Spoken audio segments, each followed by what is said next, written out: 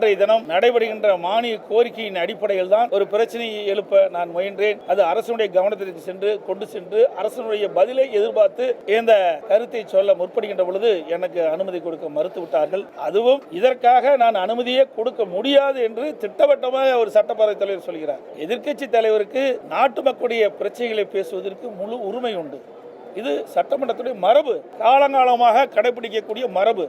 அந்த அடிப்படையில் தான் மக்களுடைய பிரச்சனையை முன்வைப்பதற்கு தான் நான் எழுந்து அனுமதி கேட்டேன். அனுமதி சட்டப்பேரவை கொடுக்க மறுத்துவிட்டார். அதிலே ஒரு மாதத்திற்கு முன்பு டாஸ்மாக் நிர்வாகத்தில் பல்வேறு வழக்குகளில் முதல் தகவல் அறிக்கை FIR பதிவு செய்யப்பட்டது. இந்த நிலையில அமலாக்கத்துறை டாஸ்மாக் தலைமை அலுவலகத்திலும் டாஸ்மாக் பிற அலுவலகங்களிலும் சோதனை மேற்கொண்டார்கள். அதோடு டாஸ்மாக் நிறுவனத்திற்கு சப்ளை செய்யும் மதுபான ஆலைகளிலும் சோதனை மேற்கொள்ளப்பட்டது.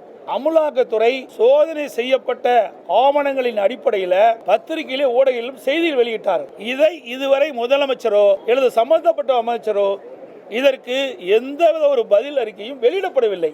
இதைத்தான் அரசுடைய கவனத்தில் கொண்டு வருவதற்கு நான் வாய்ப்பு கேட்டேன். இதில் என்ன தவறு இருக்கின்றது?